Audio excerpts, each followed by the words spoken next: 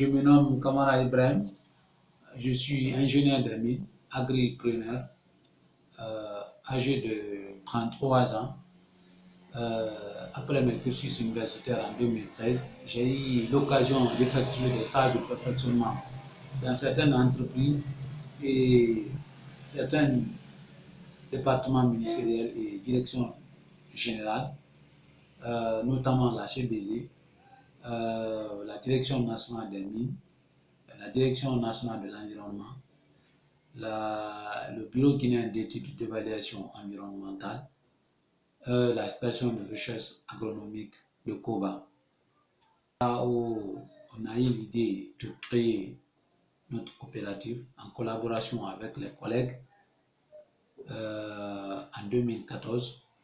Donc, depuis cette date, nous évoluons dans l'agro-business, dans la chaîne de valeur du riz. Vu le manque cruel d'emploi pour les jeunes en Guinée, vu le taux d'importation des produits denrées de première nécessité pour la consommation de la population guinéenne, on s'est dit de faire quelque chose pour résoudre ces problèmes, notamment le problème de chômage et le problème d'autosuffisance alimentaire. Donc, nous avons décidé de mettre notre structure, la coopérative, qui va nous permettre non seulement de créer l'emploi pour les jeunes, et ça va nous permettre de contribuer à l'atteinte de l'autosuffisance de notre pays. Donc, pour ce faire, on a tissé des partenariats avec certains services techniques pour nous accompagner en conseil et en formation pour bien faire nos activités, notamment la Direction nationale de l'agriculture, l'Institut de recherche agronomique de Guinée-Irak, l'AMPROCA, à travers ses agences sur le terrain. Donc, nous lançons un appel à tous les jeunes de se lancer dans l'entrepreneuriat. Donc, aujourd'hui, c'est la seule alternative, non seulement pour créer les cadres de l'autonomisation des jeunes, et aussi pour créer l'emploi à d'autres jeunes qui sont en manque. Bon, depuis la création de notre coopérative, nous sommes dans l'agro-business, dans la chaîne de valeur du riz. Nous produisons le riz, nous faisons la transformation et nous commercialisons le riz étuvé. Nous encadrons également aussi les acteurs de la chaîne de valeur du riz, notamment les producteurs, les femmes étuveuses, certains commerçants à travers des petites formations et leur assistance dans leur activité.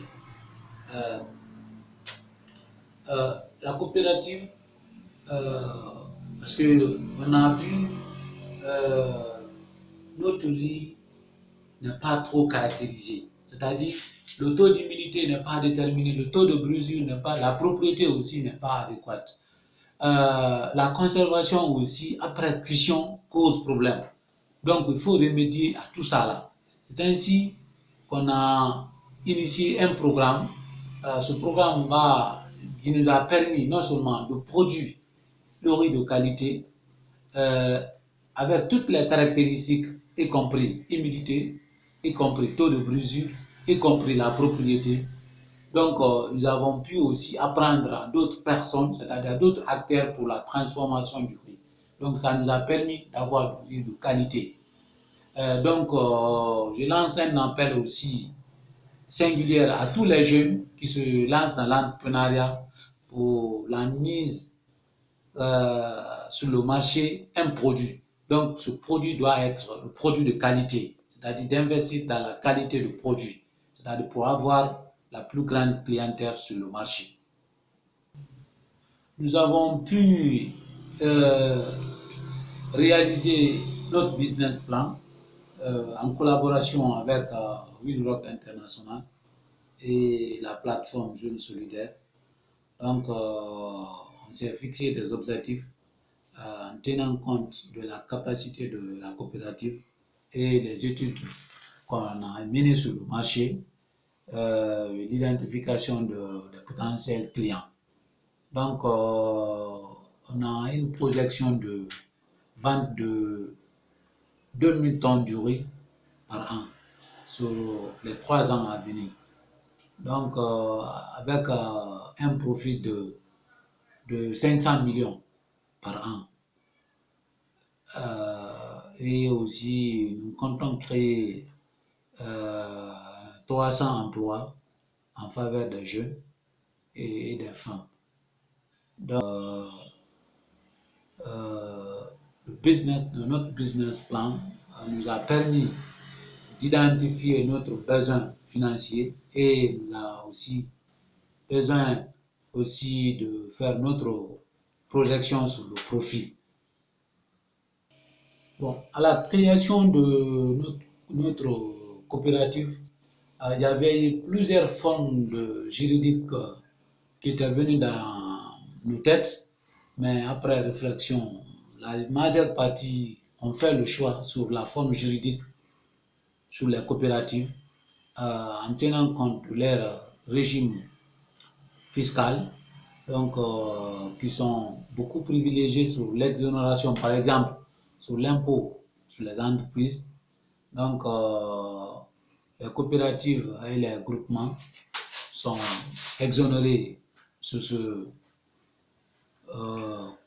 régime fiscal. Donc, en plus de ça, les coopératives ont moins de restrictions dans leur activité que les entreprises. Donc, nous pouvons aussi élargir, c'est-à-dire nous pouvons impacter beaucoup plus, comment les coopératives aussi peuvent impacter beaucoup plus de personnes que les autres formes d'entreprise. C'est ainsi qu'on a choisi cette forme. Donc, on a vu, parce qu'au niveau de la création, on avait débuté la forme, comment on dit, dans l'informel, mais on a vu que, évoluant dans l'informel, non seulement on n'est pas reconnu par les autorités, mais on ne peut pas aller auprès des partenaires techniques financiers pour nous appuyer, financièrement ou bien techniquement. Donc c'est ainsi qu'on a dit il faut se formaliser. Il faut se formaliser et aller auprès des institutions qui sont habilitées.